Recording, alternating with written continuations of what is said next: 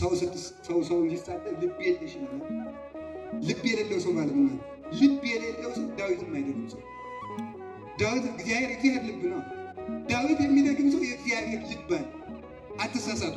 ዳዊት ደግሞ አሁን ሰው ውጥንቅጡ የወጣ ነው። የሚሄድበት መከራውን አይተውስ። ዳዊት ድገሙ በቃ እግዚአብሔር ልብ ነው። እንዲሁ እግዚአብሔር ለማግኘት ሌላ ምንም ቀመር አይደለም የሚያስፈልገው፣ ወንጌልን መፈጸም። እግዚአብሔር ወዶ ምን አደረገን ቢባል ልቡን ሰጠን። ያ ልቡ ወንጌል ነው። ወንጌል ስንማር ወንጌል ስናነብ እግዚአብሔርን ልቡን እንዳገኘ ነው። የልብ መካሪ ነን፣ የልብ ወንድም ነን፣ የልብ ወዳጅ ነን እንለዋለን። ሰው እግዚአብሔር የልቡን ያልሸሸገልን። አንድ ሰው እግዚአብሔርን ለማግኘት በዚያ ማዶ መሮጥ፣ በዚያ ታች መውረድ፣ ወደ ተራራ መውጣት፣ ወደ ታች መውጣት ይገኛል። ትልቁ ዋናው ነገር ምንድን ነው? እግዚአብሔርን የምናገኝበት ልቡን መያዝ።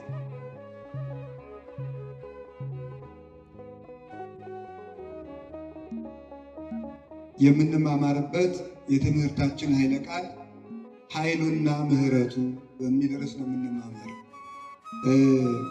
እስኪ በሉት ሁላችሁም እንደገና በሉ፣ ሶስት አድርጉት። በዚህ ርዕስ ነው የምንማማረው የቅዱስ ዳዊት መዝሙር 61 ቁጥር 11 ላይ የምናገኘው ኃይለ ቃል እንዲህ ይላል ቃሉ ምሕረ ነበበ እግዚአብሔር ወዘንተ ክመ ሰማይኩ። እግዚአብሔር አንድ ጊዜ ተናገረ፣ እኔም ይህንን ብቻ ሰማሁ። ከመዘ እግዚአብሔር ሳይል ወዲያ እግዚኦ ኃይል። ምሕረት የእግዚአብሔር ነው፣ ኃይልም ያንተ ነው ብሎ ይናገራል። ስለ ቃሉ እግዚአብሔር ስሙ የተመሰገነ ይሁን። ሁለት ነገሮችን መናገር ፈልጋለሁ። እንደ ልቤ የሚል ተናጋሪ አካላዊ ቃል ኢየሱስ ክርስቶስ ሲሆን ዳዊትን አፍ አድርጎ ሲናገር እንደ ልቤ ሲል እንደ አብ ፈቃድ፣ ለወልድ መወለድ የአብ ፈቃድ ስለሆነ እንደ አባቴ ፈቃድ እንደምወለድ ትንቢትን አምልቶ አስፍቶ የሚናገር የፈቃድ የነቢይ የሆነውን የእሴይን ልጅ አገኘሁት ማለት ነው። ለምሳሌ መዝሙር 44 ላይ ጎሳ ልቤ ቃለ ሰናይ፣ ልቤ መልካም ነገርን አወጣ የሚለውን አባቶቻችን ሲተረጉሙ ምን ተብሎ ይተረጎማል? ልቤ መልካም ነገርን አወጣ ሲል ተናጋሪው ወልድ ሲሆን ልቤ አብ መልካም ቃል እኔን ወልዶ ለዓለሙ ድነት ውረድ፣ ተወለድ፣ ተሰቀል ብሎ ፈቅዶ ወዶ እኔ እንድመጣ በእኔ ሞት ሰምሮ ዓለም እንዲድን ፈቀደ። ይሄ ነው ልቤ መልካም ነገርን አወጣ። ልቤ አብ ቃል እኔን ስግው እንደሆን ከቅድስት ድንግል ማርያም የሃይማኖታችን ሰሌዳ ከምትሆን ከቅድስት ድንግል ማርያም በሕቱም ድንግልና እንድቀረጽ ስጋን እንድለብስ የአባቴ ፈቃድ ሆነ። እስመ በፈቃዱ ወበስምረታው ወበመንፈስ ቅዱስ መጻ ወአዳነነ። በአባቱ ፈቃድ በመንፈስ ቅዱስ ፈቃድ ይሄ ነው። አባቴ ላከኝ እኔም መጣሁ። አቡየ ፈነወኒ ወአነ ተፈነውኩ። አባቴ ላከኝ እኔም መጣሁ። ላከኝ የሚለው ይቺ ፈቃዱን ነው፣ አንዲት ስምረቱን። በዚህ ፈቃድ መጣሁ ለማለት ነው። ልቤ መልካም ነገርን አወጣ የሚለው ተናጋሪው ለወልድ ሲሰጥ ለአብ ሲሰጥ በመጽሐፍት ይትባል ለዚህ ሲሰጥ ይባላል። በዚህ ሲተረጎም ማለት ሲሰጥ ደግሞ ምን ልቤ መልካም ነገርን አወጣ ማለት ልብነቴ አብ ነው። እንደዚህ የሚለው ልብነቴ መልካም ቃል መልካም እግዚአብሔር የሚባል ያው ቃለ አብ ቃለ መንፈስ ቅዱስ የሚሆን ልጄን ቀድሞ ያለ እናት እንደወልደው አደረገኝ። ልብነቴ ፈቃዴ ስምረቴ ባህሬ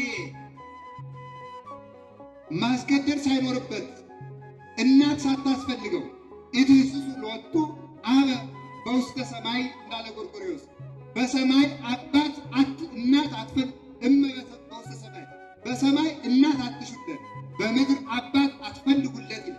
ስለዚህ ልብነቴ ቃል ከልብ ሲገኝ ማስገደድ እንደሌለበት፣ መቀዳደም እንደሌለበት፣ የሚገፋ እንደሌለበት፣ የሚመክር እንደሌለበት፣ እንዲወለድ ጣልቃ የሚገባ ሌላ አካል እንደሌለበት ፈቃዴ ስምረቴ ባህሬ ህልውናዬ እኔ አብ ልጅ ቃል እንዲሆን አደረገን። መተዳደር የለበትም። አንተ አቡን አንተ ወልዱን አንተ መንፈስ ቅዱስ የሚያመቻች የለም። መመቻቸት የለባቸው። ባህሪው እንዲሁ ነው የሚኖር ነው እንጂ መልካም ቃል እኔን እንደወልድ አደረገኝ ማለት ነው። ልብ ሲባል እግዚአብሔር ልብ የሚባል አብ ነው። አብ ልብ ነው፣ ወልድ ቃል ነው፣ መንፈስ ቅዱስ እስትንፋስ ነው። ሁለተኛ እንደ ልቤ የሆነውን ዳዊትን አገኘ ማለት የእግዚአብሔር ልቡ ወንጌል ነው። የእግዚአብሔር ልቡ እንዲህ ብሏቸው ነበረ ሐዋርያትን ጌታ ልቤም ደስታዬም በእናንተ እንዲኖር በፍቅሬ ኑሩ ብሏቸዋል። ልቤ በእናንተ እንዲኖር ምን ማለት ነው? የክርስቶስ ልብ አውጥተን እዚህ ውስጥ አንቀብረው። ልቤ በእናንተ ቅዱስ ጳውሎስም እንዲህ አለ፣ እኛ የክርስቶስ ልብ አለን ብሎ ተነገረ። ያ ልብ ምንድን ነው? ያ የክርስቶስ ልብ የተባለ ወንጌል የሰው ሐሳቡ፣ ፈቃዱ፣ ስምረቱ፣ ምክሩ የሚሻው የሚጠላው ነገር በወንጌል እንደሚጻፍ በልቡ እንደሚቀመጥ ክርስቶስ ፈቃዱን፣ ስምረቱን፣ የሚወደውን የሚጠላውን ነገር በወንጌል ጽፎልን። ስለዚህ ወንጌል የክርስቶስ ልብ ናት ማለት ነው። አንድ ሰው እግዚአብሔርን ለማግኘት በዚያ ማዶ መሮጥ፣ በዚያ ታች መውረድ፣ ወደ ተራራ መውጣት፣ ወደ ታች መውጣት የሚገኙ ትልቁ ዋናው ነገር ምንድነው? እግዚአብሔርን የምናገኝበት ልቡን መያዝ። አንድ ሰው ልቡን ከያዘ ነው በኋላ ጨርቁን በመያዝ ሰውን ወደደን የሚለው ምን ሲሰጠን? ልቡን ሲሰጠን። እግዚአብሔር ወዶ ምን አደረገልን ቢባል ልቡን ሰጠን። ያ ልቡ ወንጌል ነው። ወንጌል ስንማር ወንጌል ስናነብ እግዚአብሔርን ልቡን እንዳገኘ ነው። የልብ መካሪ ነህ፣ የልብ ወንድም ነህ፣ የልብ ወዳጅ ነህ እንለዋለን። ሰው እግዚአብሔር የልቡን ያልሸሸገልን ምክሩን የነገረን ሌላው ቀርቶ ቀዳማዊ ህልውናውን እንኳን ያልሸሸገን ተወልጄላችኋለሁ፣ ተሰቅያለሁ፣ ሙቻለሁ፣ ተነስቻለሁ ይህን ካወቃችሁ ይበቃችኋል ሳይል እግዚአብሔርሰ ንጉሥ ውእቱ እምቅድመ ዓለም እግዚአብሔር ከዓለም በፊት ንጉሥ ነው ብሎ ቅድመ ዓለም ያለውን ህልውናውን እንኳን እንዲያዩ ያልከለከለ ፍጹም ቸር እርሱን እንድናይ የፈቀደ ማለት። ሰው እኮ በልቶም የማይረካው፣ ጠጥቶም የማይረካው፣ ተሹሞም የማይረካው፣ ነግዶም የማይረካው፣ አስተምሮም የማይረካው፣ ተምሮም የማይረካው፣ ተውቦም የማይረካው፣ ኃይል አግኝቶም የማይረካው፣ ተሸልሞም የማይረካው፣ ተመስክሮም የማይረካው ነው። ወእጸግብ በላይ ስብሐቲከ ገጸ ምሕረትህን፣ አንድነትህን፣ ሦስትነትህን በማየት እጠግባለሁ እንዳለ ዳዊት የሰው ጥጋቡ ክርስቶስ ላይ ሲሆን ስለሚሆን የሰው መጥገቡ ገጸ ምሕረቱን፣ አንድነት፣ ሦስትነትን መያዝ ስለሆነ ነው። ያ በልብ ሲፈስ ክርስቶስ ከውስጥ መፍለቅ ይጀምራል። ያን ጊዜ ይብሳት አእምሯችን ይቀላል።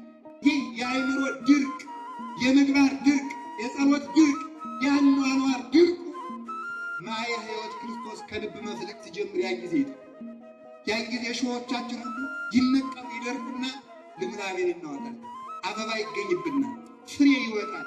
ያን ጊዜ ሁሉም ይጠግብ ዘንድ ወደኛ መጠጋት ይጀምራል። እንደዚህ ነው ሃይማኖት ማለት። እንደ ልብ የሆነውን ዳዊትን የሴት ልጅ ዳዊትን አገኘው። በእግዚአብሔር እንደ ልብ የሚለው ሰው ወንጌልን ያፈስል። እንዲሁ እግዚአብሔር ለማግኘት ሌላ ምንም ቀመር አይደለም የሚያስፈልገው፣ ወንጌልን ማፈስ ነው። አሁን በዘመናችን አንዳንዶቻቸው እንዲህ ያለ ነብይ ተገልጦ እንዲህ ያለ ነገር መጥቶ እዚህ ደርሶ ተመልሶ ምን አድርጉ ነው የሚሉ። እነዚህ ነው አድርጉ የሚሉን ነገር ምንድን ነው? ጌታ ልቡን ነግሮናል። በቃ የልቤ ልቤ ይሄ ብሎ ወንጌልን ሰጠን። ቃሌን ጠብቁ በልባችሁ ከአባቴ ጋር መጥቻ አድራለሁ ብሎናል። ይሄን ማድረግ ነው የሚጠበቀው።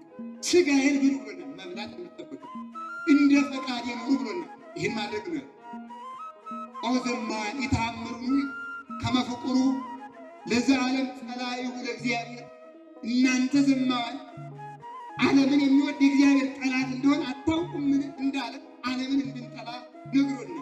በቂ ነው። ይሄ ለመዳን በሕጉ መኖር፣ ፈቃዱን መስራት፣ አንድነቱን ሦስትነቱን አምኖ ለዚያው አምኖ መኖር ነው። ከዚህ በላይ ሌላ ሩጫ የለውም። ወንጌልን መፈጸም እና ዳዊት እንደ ልቤ የተባለ እንደ ወንጌል አስቀድሞ የኖረ ስለሆነ አበው ምን ይላሉ? መጽሐፍ ምን ይላል? የሚረግሟችሁን መርቁ፣ ቢያሳድዷችሁ ወደ ሌላቸው ሀገር ሽሹ፣ ግራ ጉንጭን ቢመታ ቀኝ ጉንጭን ስጥ ይላል አይደል? ስለዚህ ሳኦል እየፈለገው ዳዊትን ሲያገኘው ዋሻ ላይ ዳዊትን ፈልጎ ሲያጣ ሳኦል እንቅልፍ መጣበትና ተኛ።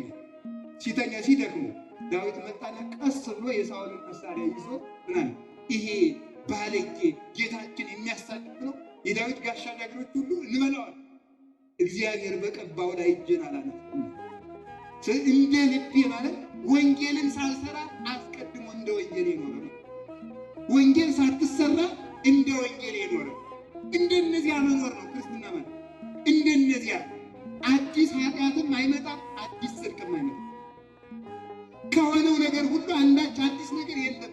የሆነው የሚሆነው ያ የሆነው ነው ይላል ሰሎሞን። የሚሆነው እየሆነ ያለው ወደፊትም የሚሆነው የሆነው ነው። ኃጢአትም ያው ይደገማል።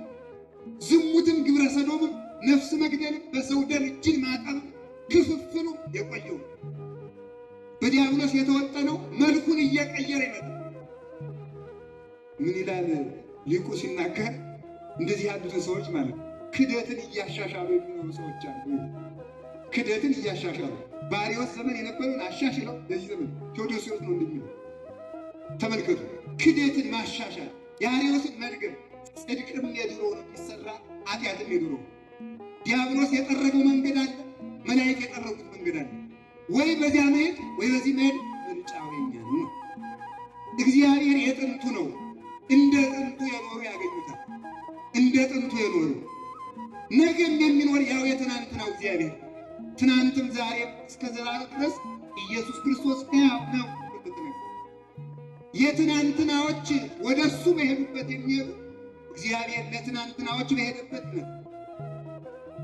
የትናንትናዎች በተጎዱበት የሚሄዱ እንደ ትናንትናዎች ይጎዳቸዋል። እንዲያ እንዳይሆን እንደ አባቶቻችን ለመኖር ያልቃል። ሃይማኖት እንደሱ ነው። ስለ ዳዊት ስለዚህ ሰው ሲሳደብ ልብ የለሽ ይላል። ልብ የሌለው ሰው ማለት ነው። ልብ የሌለው ሰው ዳዊትም አይደለም ሰው። ዳዊት እግዚአብሔር ልብ ነው።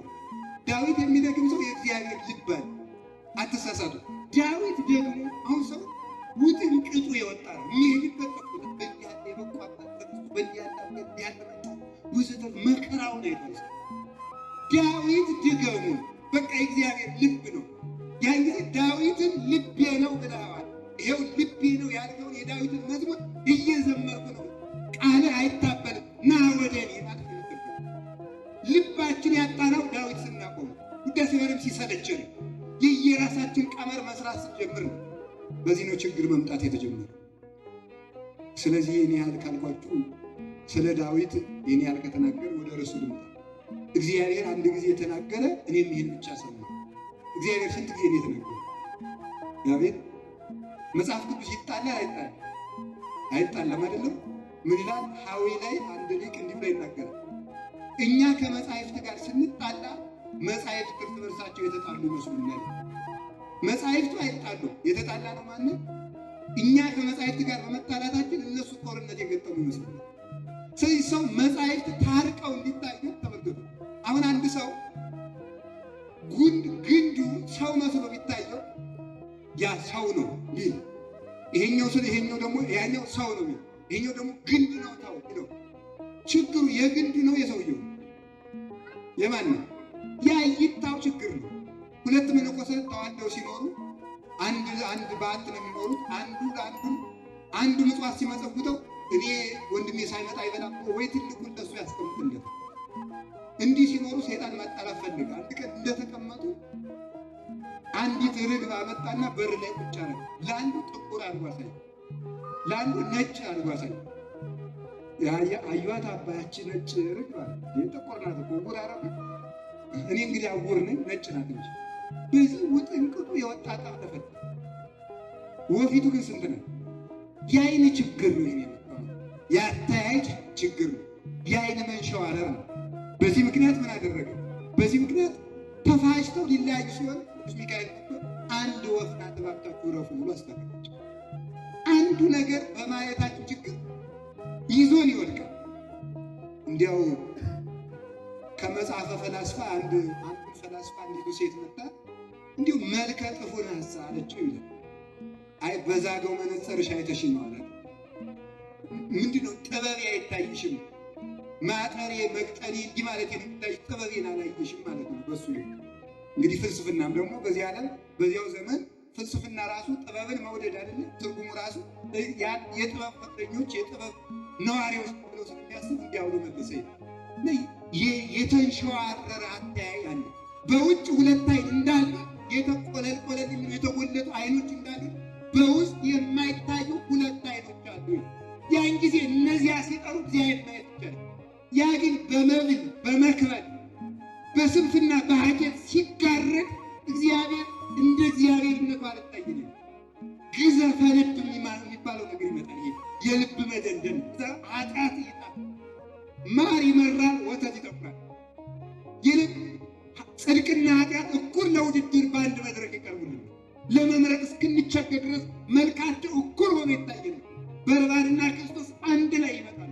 የምንመርጠውን ነገር ይህምን የልብ ጥራት ችግር የልብ ጥራት ችግር። ልብ ሲጠራ ግን ሁሉም ፍንትው ብሎ ይታያል። ከልብ መደንደን የተነሳ ሃይማኖትን መቃወም ይመጣል። በመብል በረፍት የተቀማጠለ ሰው ሁልጊዜ የሥርዓትና የሃይማኖት ነቃፍ ነው ይቀር። ሃይማኖትን የሚነቅፍ ሰው ይሁድማ ምን ጊዜ የትም ሄዳችሁ መቼም ሄዳችሁ ይሁን የሃይማኖትና የሥርዓት ነቃፍ የሚሆን ሰው እረፍት ፈላጊ ሰው፣ ሰነፍ ሰው፣ የሥጋ ጠበቃ የሆነ ሰው ያ ምን ጊዜ መቃወም ነው። ሰው ፍላጎቴን ይነካብኛል ያለውን ነገር ሁሉ ከማውደም አይቆጠርም። እንዲህ ያለው ሰው ለምን ነገር አይጠቅም እና መጻሕፍት አይጣሉ። ስለዚህ እኛ ከመጻሕፍት ጋር እንታረቅ። ምን ጊዜም የተጣላ መጽሐፍ ስታዩ አይ የኔ አይነ ነው ወጣ ብላችሁ መተው እስኪ ጠራላችሁ ድረስ መጠበቅ እንጂ እንደው መቸኮል ራሳችን ትንታኔ እየሰጣን ተተንትነን እንቀራለን። እኛ ራሳችን እንዲያ እንዳይሆን እዚያው ላይ ቁሞ መቆየት። ወደዚህ ካልኳችሁ ታዲያ እግዚአብሔር ከሙሴ ጋር 570 ጊዜ ቢያንስ ተናግሯል። ከአብርሃም ጋር ብዙ ጊዜ፣ ከኢሳይያስ ጋር፣ ከዳንኤል፣ ከሕዝቅኤል፣ ከነቢያት ጋር እንዲያው እግዚአብሔር ለወዳጆቹ ነቢያት ሳይናገር ምንም የሚሰራው ስራ የለም ይላል። እንደዚህ ከሆነ እግዚአብሔር አንድ ጊዜ ተናገረ ማለት ነው። እንዴ እኔ የሰማው አንድ ጊዜ እንደተናገረ ነው አለ ቅዱስ ዳዊት። ግን እግዚአብሔር ብዙ ጊዜ ተናገረ። አብ ልብነቱ፣ ወልድ ቃልነቱ፣ መንፈስ ቅዱስ እስትንፋስነቱ በአንድ ህላዌ መኖራቸው የራሱ ንግግር ነው። ያ ተመልከቱ ለእኛ የተገለጠበት ነው እንጂ እግዚአብሔር ያልተናገረበት መቼም የለም። መቼ የሚባለው ነገር ሳይኖር ራሱ እግዚአብሔር ይናገራል። ቃልነቱ ቃል ሳይሆን የኖረበት ዘመን ስለሌለ ልብ ቃል እስትንፋስ እስካለ ድረስ ንግግር አለ። አብ ልብ የሆነው ዘላለም ነው፣ ገደብ የለውም። ልብ ያልሆነበት ጊዜ የለም። ወልድ ቃል ያልሆነበት ጊዜ የለም። መንፈስ ቅዱስ እስትንፋስ ያልሆነበት ጊዜ የለም። መቼም ሕይወት አለ፣ መቼም ቃል አለ፣ መቼም ምክር አለ፣ መቼም ንግግር አለ። እግዚአብሔር አምና ተናግሮ ዘንድሮ የሚያሻሽለው፣ አምና ያልተናገረው ዘንድሮ የሚያቅደው፣ ከርሞ የሚከልሰው የለው። ያው እቅዱ፣ ያው ምክሩ፣ ያው በሕያው ባህሪ ጸንቶ የሚኖር ስምረቱ ወይም ፈቃዱ ለፍጥረት በየዘመናት ሲገለጥ ይኖራል። ታዲያ ምን ማለት ነው? አንድ ቃል እግዚአብሔር አንድ የተናገረ ዓለምን ሲፈጥር ብርሃን ይሁን ብሎ ተናገረ። ጨለማው እንደከበበ ያ ጨለማ እንደከበበ እንደውም እግዚአብሔር አባቶቻችን እነ ቅዱስ ሳዊሮስ ዘስሙናይ ሲተረጉሙ ይላሉ ምድር ራሷ ስትፈጠር በላይ ላይ ውሃው ሰፎ ጨለማ ምድር ሞልቶ አሳለ ያ ጨለማ ኃጢአት ነው ብለው ይናገሩና በጨለማው ላይ በውሃው ላይ የእግዚአብሔር መንፈስ ሰፎ ነበር ማለት ነው። በጣም ብዙ ትርጉም አለው። ይላሉ ምንም እንኳን ዓለም በኃጢአት በታሰረበት ዘመን ምሕረት እግዚአብሔር ግን አልተከለከለችም ነበር ይላል። አንዳንድ ልባቸው ለጠራ እንደ ፈቃዱ ለሚሄድ ቅድም እንደተማረ እንደ አብርሃም፣ እንደ ሄኖክ፣ እንደ ሌሎችም ላል ብልጭ ያደርግላቸው ነበረ። ምሕረቱን ተመልከቱ። እመንገለ ጻድቃን በጻድቃን በኩል ሕዝቡን አልተወም። የምሕረት እጁን አላነሳም፣ አልከለከለም። ኃጢአት ስላዛገችን ሲል ወይም አቅመቢስነት የምትባለው ነገር ልጅነታችን አቅም ስላሳጣቻት ዝገን ወደ መንግሥተ ሰማያት ወደ ገነት መክነፍ አቃተን እንጂ ንጽሕና ክንፍ ነው። ክንፉ የተሰበረ ሰው የትም መብረር አይችልም። ንጽሕና ሲሰበር ሁሉም ነገር ያስጠላል። ንጽሕና መርከብ ነው ይላሉ አባቶቻችን። ንጽሕና መርከብ ነው። መርከቡ ከተሰበረ ተሳፋሪ ሁሉ ከሰረ ማለት ነው፣ አብሮ ሰጠመ። ጭነት የተጫነው ዕቃ የለ ወርቅ ብትሉት ዕንቁ ብትሉት ተሳፋሪው ንጉሥ ቢሆን ምን ቢሆን መርከቡ ከተሰበረ አብሮ መስጠም ነው። ሰው ንጽሕናውን በዝሙት ሲገፈፍ ጸሎትም ያስጠለዋል። ሁሉ ደግ ስራዎች ሁሉ አብረው ይሰጥማል። እኔ እንዲሁኝ ብጸልይ ሊሰማኝ ያስወራል። እዚያው መጀመሪያ ሐመረ ንጽሕናው ይሰብርና ሁሉም ነገር እንዲቆሰቁራል። የኔ ጸሎት፣ የኔ ስግደት፣ የኔ ጾም፣ የኔ ምጽዋት፣ የኔ አስራት በኩራት፣ የኔ ቤተክርስቲያን መሄድ፣ የኔ ማስቀደስ፣ የኔ ጽዋ ማህበር፣ የኔ ሰበካ ጉባኤ፣ የኔ አንድነት። ለዚህ መድኃኒቱ ንጽሕናን መጠበቅ ነው። ንጽሕናን ካቃተ ውድቀትም ከመጣ ደግሞ ፈጥኖ ንስሐን ተመርኩዞ መነሳት መድኃኒቱ ይሄ ነው። ስለዚህ እግዚአብሔር ምሕረትን መቼም አልከለከለም። ብርሃን ይሆናል በጨለማው አካላዊ ቃል እኔ ልገለጥ ኃጢአት ይገፈፍ።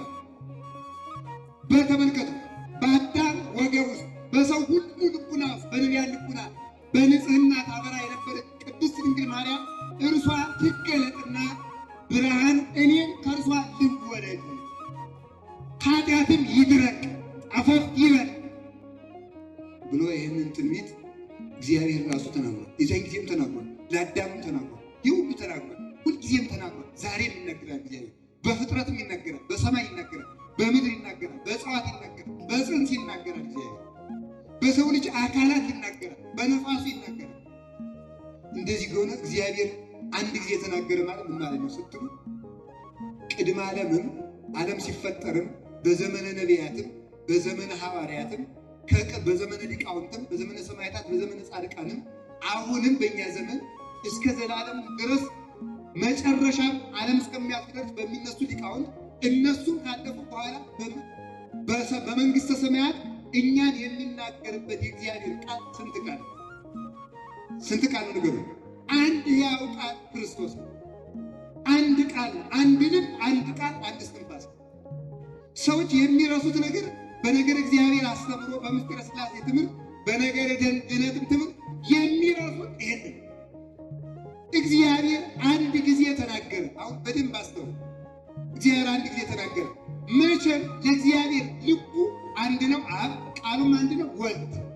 በዚህ ትናንትም የሰራው አብርሃምን ያናገረው ቃል ያ ቃል ክርስቶስ ነው ማለት ነው። ምክንያቱም እግዚአብሔር የሚናገርበት አንድ ቃል ነው። ሙሴን የመራው ቃል ኢየሱስ ክርስቶስ ነው። ለይኩን ብርሃን ይሁን ያለው ቃል ያ ክርስቶስ ነው። በቃልነቱ ቀድሞ አዳምን ተመልከቱ፣ ከዕፀ በለስ እንዳትበላ ያለው ያ ቃል ክርስቶስ ነው። በተለየ አካሉ ሰው የሆነ እርሱ የሆነ እንጂ በልብነት ግን አብ ከማን ጋር አለ? ተናገሩ። ከወልድ ጋር አለ ማለት ነው። በመስቀል አብ አይቸነከርም፣ አብ አይሰቀልም። ለምን? ሰው አልሆነም። የተሰቀለው ወልድ ነው። ወልድ ግን የሚናገረው ቃል በማን ልብነት የተመከረ? በአብ ልብነት የተመከረ ነው። በደንብ አስተውሉ። ስለዚህ ክርስቶስ መስቀል ላይ የሚናገራቸው ቃላት ከአብ ልብነት የመጡ በወልድ ቃልነት የሚነገሩ፣ ወልድ በአባቱ ልብነት የመከረው የሚቀርብም ወደ አብ ልብነት ወደ ወልድ ቃልነት የሚሆን ነው ማለት ነው። ይሄ ማለት ለዚህ ነው ቅዱስ ጳውሎስ ምን አለ? እግዚአብሔር በክርስቶስ ሆኖ ዓለሙን ከራሱ ጋር ምን ይል ነበር ይላል? ተናገሩ እንጂ ያስታርቅ ነበር ይላል። በክርስቶስ ሆኖ ማለት ነው። ከክርስቶስ ጋር ተሰቅሎ ሊሆን አይችልም። ከክርስቶስ ጋር በቃል በልብነት አብሮ አለ ይላል። ሰው የማይገባው ይሄ ነው።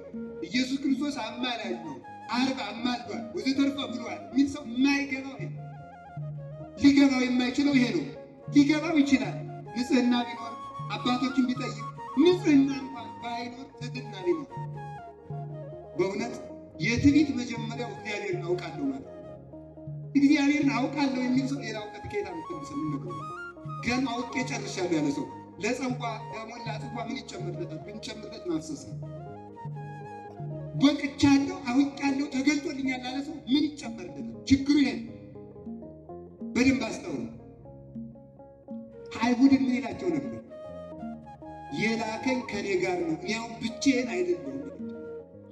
ሲታይ ግን ስንት አካል ነው? አንድ አካል ነው፣ አንድ ባህሪ ነው።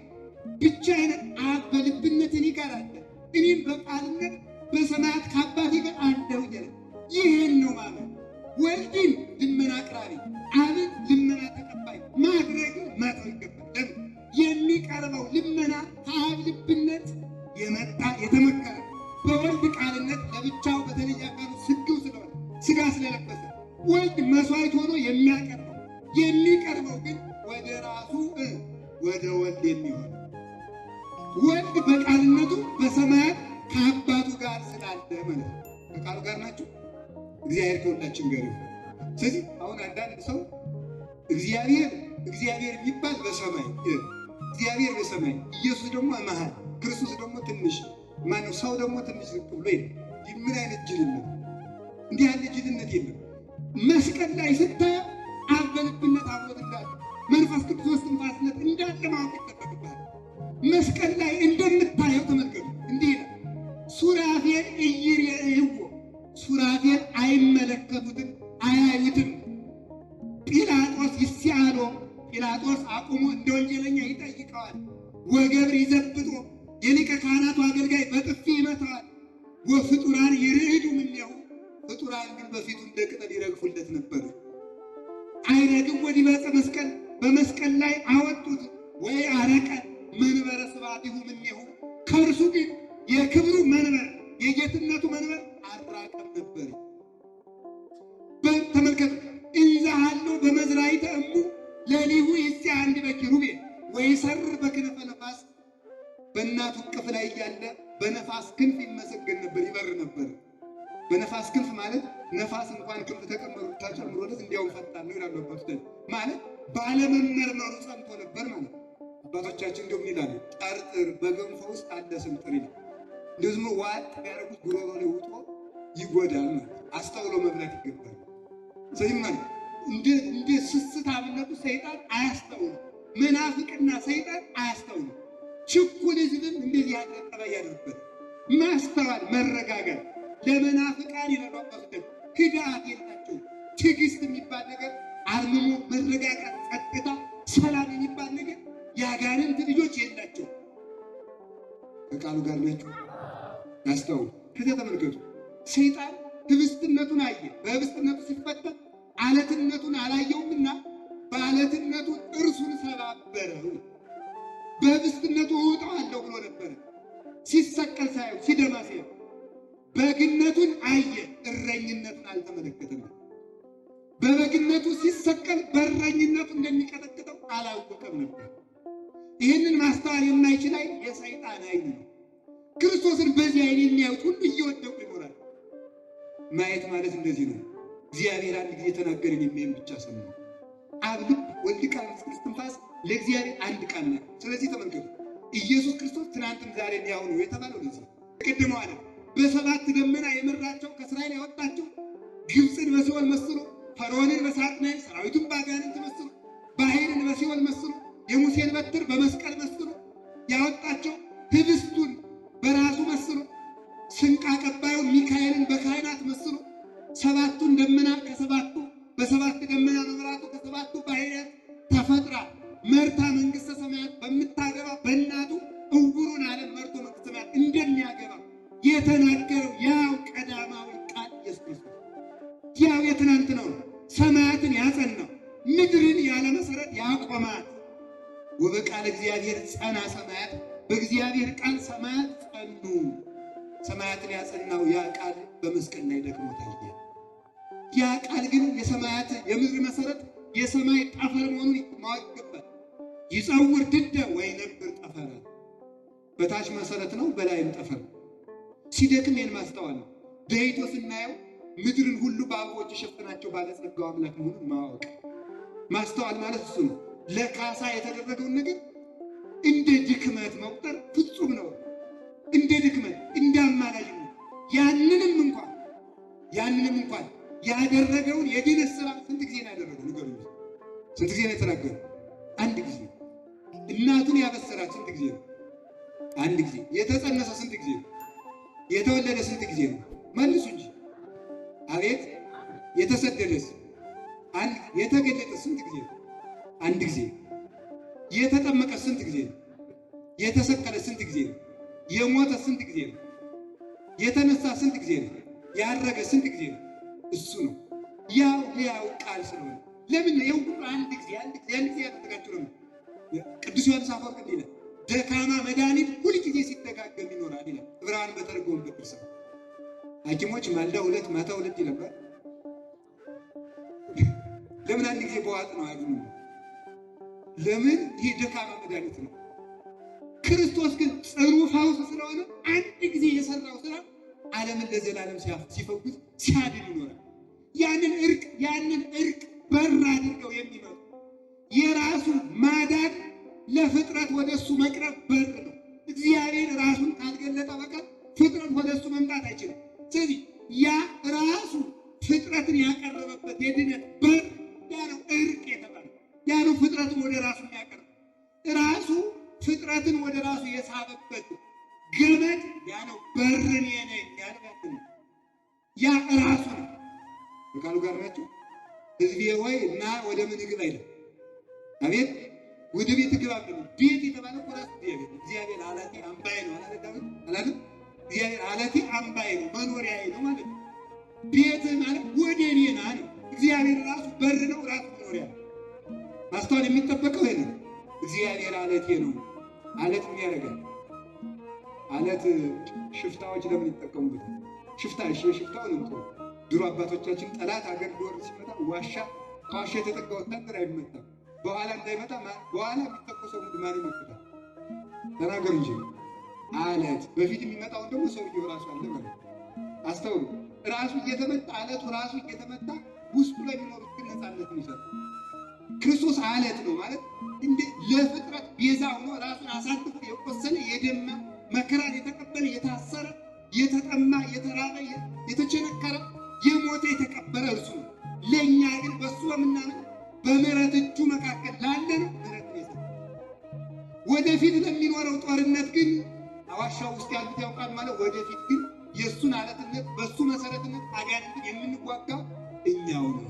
በእሱ ቸርነት በእሱ ኃይል በእሱ ትጥቅነት ወንጌልን ተጫምተን ልክ ንጉሥ ወታደሩ ሲልክ ጫማ ጫምቶ ትጥቅ አስታጥቆ አክሊል ደፍቶ መለያ ሰጥቶ እንደሚሰጥ ለጫማ ወንጌልን፣ ለትጥቅ ንጽሕና፣ ለጋሻ መስቀልን፣ ለአክሊል መንግሥተ ሰማያት፣ ለልብስ ራሱን አልፎ አጋንንትን እንወጋቸው ዘንድ ያዘበተ ራሱ ከቃሉ ጋር ናችሁ።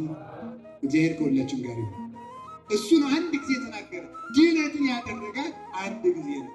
ለምን ስትባሉ ጽኑ ፈውስ ስለሆነ። እስኪ ጽኑ ፈውስ ነው ምናላችሁኝ? ጽኑ ፈውስ፣ ጽኑ መድኃኒት ራሱ ኢየሱስ ክርስቶስ በመስቀል ላይ ሳለም አባቱ በሕልውና አብሮት ነበር። እሱም በሰማያት ከአባቱ ጋር በቀዳማዊት መንበሩ ጸንቶ አለ። ይህንን ማወቅ ነው። እግዚአብሔር አንድ ጊዜ ተናገረ። እኔ የሰማሁት ይሄን ነው። የሰማነው ትምህርት ይሄ ነው። ነቢያት ያስተማሩት፣ ሐዋርያት የሰበኩት፣ በነቢያት መሰረት የጸናንበት ሊቃውንት የተረጎሙት ትምህርት ይሄ ነው። ከዚህ የተረፈው ግን ኢየሱስ እንደዚያ ነው እያለ የራሱን ክርስቶስ የራሱን ኢየሱስ እየፈጠረ የሚኖር ሁሉ ሃይማኖት ሊሆን አይችልም። በቀናቸው ሃይማኖት እንድንጸና አምላክ ቅዱሳን ይርዳል። ታላቁ በእውነት የእግዚአብሔር ቤተሰቦች አንድ ማሰብ ይገባል ነገር አለ። በሃይማኖት ለመኖር ራሱ ማሰለይ ይገባል። አሁን ሰው ይሳላል። የሚሳለው እንዲህ ያለውም ሁለተኛ ዲግሪን መጀመሪያ ዲግሪን እንድመረቅ ያበቃኝ ለሚካኤል እንዲህ ያለ አመጣለሁ ይሄ እንዲህ ያለ ደግሞ ያበቃኝ እንዲህ ያለ አመጣለሁ ያለ ይሳላል። ልጄን አሜሪካ ቢሰጥልኝ ወዘ ተርፈ ቢት ጤናዬን ቢሰጠኝ ብዙ ሰው ይሳላል። እንዲሁ እግዚአብሔር በሃይማኖቴ ሊያጸናኝ ብሎ ተስሎ የሚያውቀው ብዙ ይሄ ሃይማኖት እኮ ልንሳልለት ይገባል። ቴዎዶሲዎስ የተባለ ሊቅ እንዲህ ብሎ ይናገራል። ጸልዩ በእንተ ድካምነ ከመ ያጽናነ እግዚአብሔር በረድኤተ ሃይማኖት በዐቢይ ሣህሉ። እግዚአብሔር በቸርነቱ ብዛት በቀናች ሃይማኖት እንዲያጸና ስለ ድካማችን ጸልዩልን። ስለምናችን አለ? ስለ ድካማችን። አወቅሁ ስንል እንስታለን፣ ነጻን ስንል እንቆሽሻለን፣ ጽድቅ ሰራን ስንል እንበድላለን። በእግዚአብሔር ፊት ፍጹም ንጹሕ የምንሆንበት ጊዜ የለም። ስለዚህ ሁልጊዜ ስለ ድካማችን ይጸለያል። ድካማችን የሚረዱ አባቶቻችን አያሳጣም። ከዚያ ምን አለ? አቤቱ ምሕረት ያንተ ነው፣ ኃይልም የማን ነው? ተናገሩ እንጂ ምሕረት ያንተ ነው፣ ኃይልም የማን ነው? የእግዚአብሔር ነው። አሁን አስተውሉ፣ በደንብ አስተውሉ። እግዚአብሔር ምሕረቱ ይጠቅመናል አይጠቅመንም? መዓቱ ይጠቅመናል አይጠቅመንም? የእግዚአብሔር መዓት ይጠቅማል አይጠቅምም? እስኪ እንቅጩን ተናገሩ። ይጠቅማል አይጠቅምም? ከሁለቱም ያልሆናችሁ እስኪ የእግዚአብሔር መዓቱ ምሕረቱ ይጠቅማል ወይስ አይጠቅምም? ታውት በቃ እሺ፣ ከትምህርቱ እንስማ፣ አብረን እንማራለን። እግዚአብሔር መዓት አለው፣ ምሕረት አለው፣ ኃይል አለው፣ ምሕረት አለው። ይሄ ባህሪው ምሕረቱ እግዚአብሔርን አለማወቅ ለበደል ያበቃል።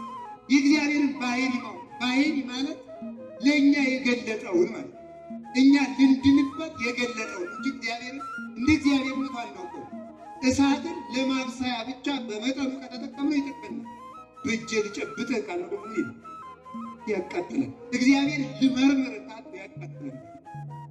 ደግሞ እንደ ቸርነትህ ብለን ለልጅነት የነገረን ብቻ ይዘን ነው ልመኒ ተጋሩ ኩሎም መላእክት ወሊቃነ መላእክት ምስለ ኩሉ ፍጡራን አሐተን እይክሉ ይርከቡ ሄዳነ አይምሮተ ህላዌ ወደ እግዚአብሔር ይላል ቅዱስ ባስልዮስ ዘቂሳር። ሰራዊተ መላእክት ሊቃነ መላእክት ሱራፌል ኪሩቤል ከሁሉም ፍጡራን ጋር ቢሰበሰቡ ስለ እግዚአብሔር አንዱን እንኳን ባህሪውን ማወቅ አይችሉም። የምናውቀው ለልጅነት የነገረንን ያህል። ታዲያ ከተነገረን ባህሪ አንዱ መዓቱና ምሕረቱ። ምሕረቱ መዓቱን አይቃወምም፣ መዓቱ ምሕረቱን አይቃወምም። በደንብ አስተውሉ። ስንኖር ምንጊዜም ለመዳን እነዚህ ሁለት ነገሮች ማወቅ ይገባናል። ስለ እግዚአብሔር መዓትና ምሕረት። ምሕረቱ መዓቱን አያስቀረውም፣ መዓቱ ምሕረቱን አያግደውም። ሁለቱንም ይፈጽማቸው። ለምሳሌ እግዚአብሔር ቃሉ አይሻልም። አስተውሉ። አዳም ዕፀ በለስን ከበላ ትሞታለህ። ይሄ ቃል ይሻላል አይሻልም? የማን ቃል ነው? የእግዚአብሔር ቃል። ስለዚህ አዳምን ማድረግ ነው። አዳም በደለ፣ በላ፣ ሞተ። ሙት አለው፣ ሞተ። ፈረደበት ማለት ነው። አሁን ፍርዱ ተፈጸመበት፣ ኃይሉ ተፈጸመበት ማለት ነው። እና ምሕረቱ የት አለ? ምሕረቱ ደግሞ ቀረ እንዴ? ምሕረቱ ደግሞ ሊቀር አይቀርም። እንደዚያ ማለቱ ራሱ ደግሞ ምሕረቱ ነው። ትልቁ ማወቅ የሚገባው በአዳም ላይ መፍረዱ ራሱ ምሕረት ነው። እንዴት የሚፈርድበት ለምን? አሁን አዳም ዕፀ በለስን እንደበላ ቢተው ምን ይሆን? ይኸውላችሁ ጸጋ ማለት ነው። አብሮን ሲኖር አልጥመን ሲያለ ማጣት አለብን። አልጥመን ሲኖር እግዚአብሔር አይኑ አልገባን ያለው ጸጋችን ያነሳና ሰው ላይ ያሳያል። ሰው ላይ ሳናየው እንዴት ይጣፍጣል! ምን ነገር የምቦም እንላለን። ሲገባን መልሶ ይሰጣል። ስለዚህ የአዳምን የጸጋውን መጠን ለማሳወቅ አዳምን ፈረደ። ይህ ራሱ ምሕረቱ ምን ያህል ጸጋ እንደነበረ ተመልከት። ድሮ የሰጠው ነገር ጠቃሚ አልመሰለም። ይኸውና መልሼ እሰጥሃለሁ። እንዲህ ነበር ስትራቆት ያለበስኩህን ጸጋ አታውሰው። ሲርብህ እንዴት ትኖር እንደነበር፣ ስትደክም የእረፍትን ጣዕም እወቃት። ስትደክም አጋንንት ሲከቡ ከመላእክት ጋር የመኖርን ጣዕም እወቃት። ስትታመም የጤንነትን ጣዕም እወቃት። ፍትወታት፣ እኩያት፣ ኃጣውእ፣ ርኩሳት፣ የረከሰ ሐሳብ ሲሰለጥንብህ ንጹሕ ሕሊና እንዴት ያለ ጸጋ እንደሆነ አስታውሰው። ለማወቅ የጸጋን መጠን ለማወቅ እግዚአብሔር መዓቱን በፍጥረት ላይ ያመጣ የጸጋ መጠን እንዲታወቅ። እሳት እንደሚያበስል እግዚአብሔር ፍጥረትን የሚያበስለው በመዓቱ ነው፣ በቁጣው ነው። ቁጣውን የሚነግረን ስለ ምሕረቱ ምክንያት ነው። አያችሁ፣ እግዚአብሔር ምሕረቱን በምን ውስጥ ይናገራል ነው እያልኳቸዋል። በምን ውስጥ ይናገራል? በመዓቱ ውስጥ ይፈጽመዋል። መዓቱን በምሕረቱ ውስጥ ይፈጽመዋል። ምሕረቱን በመዓቱ ውስጥ ይፈጽመዋል። ያለ ምሕረት አይኖርም እግዚአብሔር፣ ወይም ምሕረትን ለፍጥረት ያልሰጠበት ዘመን የለም። ይሄ ነው መዓቱና ምሕረቱ። ስለዚህ ከዚያ በኋላ ምን አደረገ? አዳም ሆይ አለ፣ ተስፋ ሰጠ። መጣና ተሰቀለና አይደለም አዳም ሲያድነው ሁለቱንም ጌታችን ኢየሱስ ክርስቶስ ፈጸመ። ጌታችን ዓለምን ያዳነባቸው ሁለት መንገዶች ምንድን ናቸው? ፍትሐ ጽድቁና ሳይለ ምሕረቱ ናቸው። ፍትሐ ጽድቁና ሳይለ ምሕረቱ በእውነተኛ ፍርዱና በፍጹም ቸርነቱ ማለት። ኃጢአትን የሰራ ሰው ለዘላለም ይሞታል። ያን የዘላለም ፍርድ መካስ የሚችል አቅልሎ የዘላለሙን እገዳ ማንሳት የሚችል ያስፈልጋል። ለዚያ ራሱ ነው የዓርቡ ውሎ ምን እንደሆነ ታውቃላችሁ? የእግዚአብሔር ሰው የዓርቡ ውሎ የፍጥረትን የዘላለም ዕዳ ሁሉ ተሸክሞበት ይዋል። የፍጥረትን ፍርድ ሁሉ በራሱ ላይ የፈጸመበት ፍርዱን በራሱ ላይ ፈጸመ። ነፃ ደዌ ነው። ደዌያችን ተሸከመ፣ ሕማማችን ተሸከመ የምንለው እኮ ለዚህ ነው። የእኛ ኃጢአት እሱ ላይ ዋለ ማለት አይደለም። ንጹህ ነው። እስመ ንጹሕ አጠባያቲው ለእግዚአብሔር ቅቤ በእሳት ፊት መቅረብ አይችልም፣ ይቀር። በክርስቶስ ላይ የእኛ ኃጢአት ሆነበት ማለት አይደለም። አንዳንዶች እንደሚመስላቸው ሰው ካልተማረ ደፋር፣ አለመማር ከሃዲነት ሁሉ እንደ ቁንጫ ደፋር ያደረገ ቁንጫ የምታከብረው ሰው ነገሩ ለከተማ ሰው ቁንጫ ያወገበው ይመስላል። በቆሎ ትምህርት ቤት በዚያ የሚገኘው ቁንጫ ደፋር የፈለገ ትልቅ ሰው ቢሆን እዚህ ላይ ጭንቅላቱ ላይ ተወጣበታል። ዝንብም እንደዚያው ደፋር ትልቁ ሰው ላይ ጭንቅላቱ ላይ ነው ድፍረት ይመጣል። ክርስቶስ የተረገመ ሆኖ ዋለ ይላል አንዳንድ ሰው። ለቃላቸው እንኳን ምርጫ አይደለም ማለት የማንን የተረገመ ሰው ሊደርስበት የሚገባውን የርግማን ዋጋ እሱ ሲደርስበት ዋለ። ያ ምንድን ነው? ፍርዱን መፈጸሙ ነው። ፍርዱ በሉ ቀድሞ ለበደልነው በደል ፍርዱን ፈጸመ። አሁን ፍርዱ አልተጓደለም። ምሕረቱም ደግሞ አልቀረም። ምሕረቱም ደግሞ አለ ስጋውን ሰጠ። አናይሲዮ ጌጋዬ በደላችን አጥፍቶ የኃጢአታችን ሰው አቃጥሎ ገጸ ምሕረቱን ገለጸልን። የኃጢአት መጋረጃ ቀደለ። ተመልከቱ። ለበደልነው በደል ስጋችን ብላልን ደማችን ጠጣልን አንለው ነገር እሱ እንዲህ ያለ ጠባይ የለበት። ስጋችን ቢበላ ደማችን ቢጠጣ የኛ ካሳ ይሆን። ተመልከቱ። ደም የአትክልት ደም ላፈሰስን ሰዎች የመለኮት ደም እንድንጠጣ ተፈቀደ። እዛ በለስን ላፈሰስን ሰዎች አትክልት ላፈሰስን ዛፍ ለቆረጥን የክርስቶስ ስጋ ተፈተተል። ዛፍ ለቆረጥንበት አያችሁ የጸጋችን መጠን አስታውሱ። የፍዳውን መጠን ከማስታወስ የጸጋውን መጠን ማስታወስ ነው ፍጥረት የሚያቀር። ይህ በደንብ አስታውሱ። አሁን የአዳም ጸጋው ምን ያህል ነው ብትሉ ዋጋው የክርስቶስ ደም ነው ማለት ነው። የምን ደም ነው? ተመልከቱ። ያቺ ብድል ያቺ ያጣት በጸበለስ ያጣት ጸጋ የክፍያዋ መጠን እግዚአብሔርን ዋጋ የምታደርግ ናት። መልአክ ያለ መልአክ ዋጋው የማይሆን ነቢይ ዋጋው የማይሆን ሰማይና ምድር ዋጋው የማይሆን እግዚአብሔር ዋጋ ሆኖ የተሰጠባት ናት። ስለዚህ የሰው ዋጋው ምንድን ነው ስትሉ እግዚአብሔር ነው። እስኪ የሰው ዋጋው እግዚአብሔር ነው። አሁን ዋጋችሁ ተቆጥተው ሱቁ ዋጋ ነው። ሲጋራ የሚያጤሰው አፉን በጢስ ሲያቃጥል የሚለው ዋጋውን ስለማይሆን የክብሩ መጠን ስለማይገባው የሚሰክር መላእክት ዘመዶቹ እንደሆነ ያወቀ ሰው የሚፈርስ የሚበሰብስ ዘር እየቆጠረ ለምን ይመጣል? አገሩን የረሳ ሰው መንግሥተ ሰማያት ሀገሬ ያለ ሰው ለምን በዚህ በምድራዊ ቁራንቁር ሲጣደቅ ለምን በዚህ ይቆራቆሳል? ዘመዶቹ መላእክት አባቴ እግዚአብሔር ያለ ሰው የሚጠፋ ዘር አይቆጥርም። ሰው ዋጋውን ረሳ።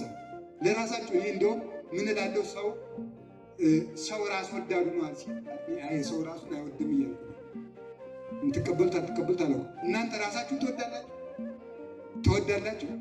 ራሱን ከወደደ ሰው ያቆርበዋል አይደል? እንዴ ከወደደው ራሱ ለሚወድ ሰው ጥሩ ነገር ማድረግ ጥሩ ነገር ከክርስቶስ ጋር ነው ደም ላይ ራሱን ይወድ ያቆርበዋል፣ ይጸልይለት፣ ኪዳን ያመጣዋል። ሰው ራሱን አይወድም። ራሱ እንዴ ሲራቅ ይላል ዘላይለ ነፍሱ ዘአበሰ ለመኑ ሄረ ይከውት ይላል። ለራሱ የነፈገ ሰው ለማንቸር ይሆናል። ለራሱ የነፈገ ሰው ለማንቸር ይሆን ይችላል። ቸርነት የሚጀምረው ከራ ለራሱ ቸር የሆነ ሰው ስለ ሰው ድነት ያስባል። ሰው በሰው መጥፋት እኮ የማያስበው በሰው ደም እጁን እየታጠበ የማይቆራቁረው ራሱን ስለማይገባው ለራሱ ዋጋ ያስታል። የኔ ዋጋ የእግዚአብሔር ደም ነው ብሎ ስለማያስብ ሰው የኔ ያህል ክብር ቢያውቅ ኤሌክትሪክ ጨብጦ አይሞት። ሰው ታንቆ መርዝ ይጠጣል። ይገጠመ እኔ እኮ በግ አልታረደልኝም የተፈተተልኝ የአምላክ ስጋ ነው ቢል በዚህ የተገዛው ነው ቢል የሆነ ነገር በማጣት የሆነ ስራት በመምጣት የሆነ ዕዳ በመምጣት ሰው ራሱን አላወቀም። ራሳችን እንድናውቅ እግዚአብሔር የለ። ሰው እንዲሁ ክቡር ነው ጎበዝ። ራሳችን በደንብ ይውጥማ። ሰው እኮ በጣም ደስ የሚል ነው። ሲያውን ሌሊት ከጅብ እና ከፎ ማንም ያስ ምን ታገኝ ነው የምትፈሩ? ሰው ታገኝ ነው የምትፈሩ? ታሪክ ነው። ሰው ታገኝ ነው። ለምንድን ነው ሰው ግሩ? ሰው ይፈራል፣ ሰው ይታፈራል። ሌላው ቀርቶ ሰው ለምን እንደሚቆራ ነው? ሰው ለምን እንደሚቆራ የሚቆራ ራሱ እኮ ተመልከቱ። እንግዲህ ይቆራ ጥሩ ነው ለቀነው ሰው የሚቆራው ራሱ ለምንድን ነው? ሰው የሚቆራው ልዑል እግዚአብሔር ከፍ ማለት ይፈልጋል። ግን ከፍ ማለቱን በኃጢአት ስለሚያደርግ ከፍ ማለት በንጽህና በቅድስና መሰላል እስመ ሰዋስወ ትሕትናሁ ለብእሲ ይቅራ የልቦቱ ውስተ ሰማይ ይላል አባ ጊዮርጊስ ኢትዮጵያዊ። የሰው ትሕትናው መሰላል ሆኖ ወደ ሰማይ ያሳርገዋል። እንደዚያ ሲሆን ከፍ ይላል።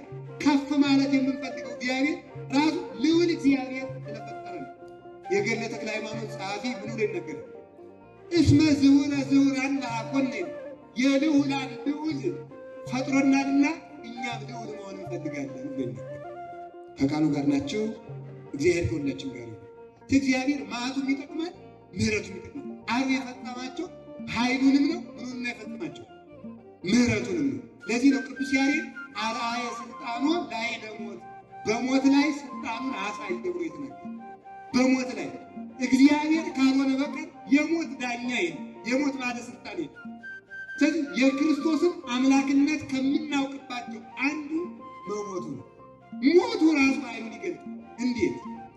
እንዴት እየሞተ የሚቀጠቅጥ የለም። ሰይጣንን ቀጠቀጠው፣ አርቆ ከመንገድ አወጣው ተብሎ ተጽፏል። እየሞተ ሰማይን የሚያንቀጠቅጥ ምድርን የሚያደርግ የለም። ይህ የኃይል ባለቤት እግዚአብሔር ብቻ።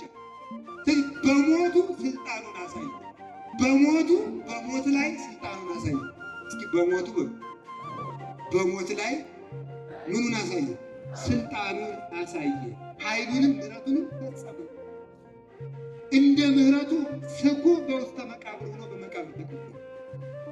እንደ ኃይሉ ሞትን ድል አድርጎ እውር አድርጎ የሞትን ችንካር አወል አድርጎ እኛን ለዘላለም የሚወጥበት ከእርሱን በኃይል በስልጣኑ ቀዶ ያነሳ። ኃይሉና ምሕረቱ በዚህ ነው የተፈጸመው። ሌላው ቀርቶ ሲኦል አሁን እንዲሁ ሲኦል ትገባላችሁ እያለ የሚነግረን ራሱ ቸር ስለሆነ ነው፣ ጨካኝ ስለሆነ። አሁን አንድ ሰው እኔን ማታ እንዲያው አናቴን ፈልጦ መጣል ፈልግ አባት ጠብቀኝ ማታ አናቴን እላለሁ ይለኛል። ተደብቆ ማፍለጥ ነው አይደለም ነው። ስለዚህ ከነገረኝ እኔ እደብቃለሁ፣ የታወቀ ነው። ስለዚህ ጌታ ሲኦል እቀቅላችኋለሁ፣ በዘላለም እሳት እጥላችኋለሁ ማለት ነው። ግልባጭ ነው። እባካችሁ ሲኦል አትግቡብኝ፣ እባካችሁ ሲኦል ልትገቡ አልፈልግም። እንዲህ ያደረገ ሰው ሲኦል ይገባል ማለት እንዳትገባ እንዲህ አታድርግ ነው። መፍትሄውን እየነገረ ነው እሱ ራሱ ምሕረቱ ነው። እና መዓት ሲነገር አይወድም። ዛሬ ሰው በጣም ስለቀለለ ቀለል ያለ ነገር ነው የሚመስለው። እግዚአብሔር እንደዚህ ነው። ወዮላችሁ የሚባል ነገር ተው ኑሮ ራሱ ከብዶና ማለት ይችላል። በጣም እኮ ችግር ነው ሆነ መልመድ አለብን። ገሃነም ኋላ ከሚከብደን ዛሬ ከበድ ያለ ነገር ሰምተን ከበድ ብለን ቢቀልልን ይሻላል። አይሻልም? ይሻላል። እግዚአብሔር መዓቱን በምሕረቱ ያቀልላል። ዛሬ የተፈጸመው እሱ ነው። ትምህርቴን ልጠቅልለው። ዛሬ እግዚአብሔር ለነነዌ ሰዎችም ያደረገው ይሄ ነው። አሁን ለምሳሌ ታሪኩን አልተርከው በሰሉስ ዕለት ተመልከቱ። እስከ ሰሉስ ዕለት ስትገፈታ ነነዌ 40 ሀገር እስከ 3 ቀን ድረስ ነነዌ ምን ትላለች ነው? ተናገሩ እንጂ ትጠፋለች። አሁን እዚህ ላይ እንዴት እንደሚናገር እግዚአብሔር በደንብ አስታውሱ። ምሕረቱንም ምኑንም እያሳየ መዓቱንም እያሳየ ነው። እኔ ያለ ኃያል እንደሆንኩ መወቁ። ስለዚህ ተመልከቱ፣ ፈራጅነቴ አይታጎልምና እፈርድባቸዋለሁ አለ። ግን ደግሞ ፍጥረቶቼ ናቸውና ማጥፋት አልፈልግም ነው ዮናስና ተመልከቱ። መፍረድም ይፈርዳል፣ ምሕረቱን ያደርጋል።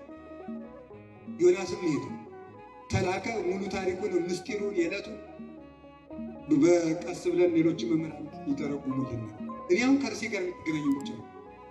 ስለዚህ 3 ቀን አስተማረ። 3 ቀን ካስተማረ በኋላ ሁሉ ከተሰበኩ በኋላ ማለት ከተሰበኩ በኋላ 3 ቀን ጾሙ ነው። 3 ቀን ሲጾሙ እግዚአብሔር ምን አደረገ? በምን ነው 3 ቀን ሲጾሙ ምሕረቱ መታጎል መዓቱ አይታጎል አጠፋችኋለሁ ብሎ እሳት ላከና ከዛፉ ከቅጠሉ ትንሽ እንዲበላ አደረገ። በሰው ላይ የመጣውን መዓት በምን አሳለፈ? በዛፉ በቅጠሉ በአፈሩ አሳለፈ።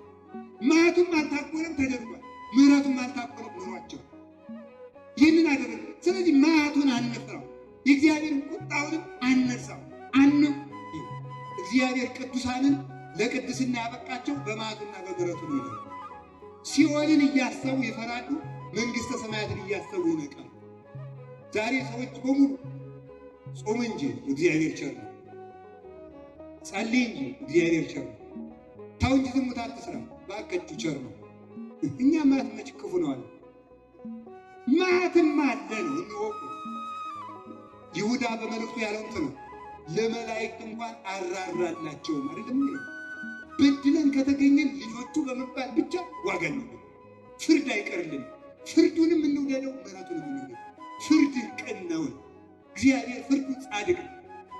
በሽታ ቢያመጣብን እንድንታሰር ያደረገን ጦርነት ቢያመጣብን ቀን ፈርዱ ነው። እሱ ለማርታት ነው፣ ለማቅናት ነው። የተጣመመን ያቀና ዘንድ እግዚአብሔር ጠማማ በበዛ ቁጥር እየወረወረ የሚጥል አይደለም።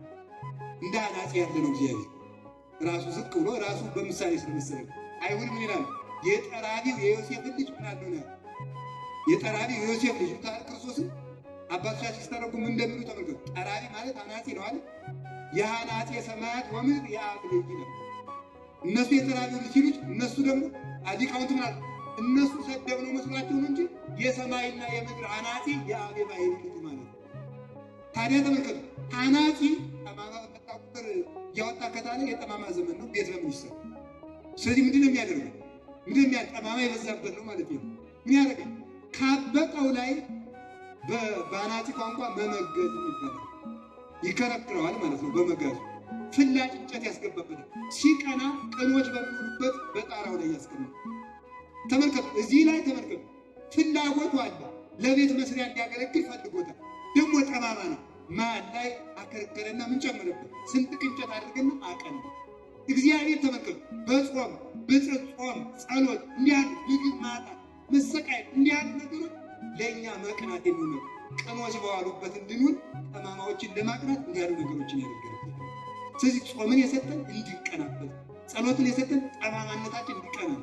ተመልከቱ፣ እግዚአብሔር በተጣመመ ቁጥር ውጣ ያለ ዘካርያስ ልጅ ትወልዳለች። እምቢ አይደለም። ምንድን ነው ያለው? አይኔ አርጅቻለሁ እንዴት ሆነ ሲል የራስ ጉዳይ ነው። እኔ ትወልዳለች የነበር እምቢ ካል ብሎ ልጁን ነስቶታል። አፉን ዲዳ አድርግና እዚያው ላይ ምኑ ሰጥ ልጁ ሰጠው። ብዙ ትርጉም አለው ነግራችሁ እዚህ ጋር የምትገናኘው እዚያው ጠማማዋን ቀና አድርጎ መስጠት ማለት እግዚአብሔር እንደዚህ እዚያችሁ እያቃና ቆንጠጥ እያደረገ ይሰጣል። እና ቁንጥጫን የማይቆነጠጥ ልጅ ዲቃላ ነው የሚለው። ብርድ መመታትን መጾምን ከፈራን ዲቃሎች ነን እንጂ ልጆች አሉ።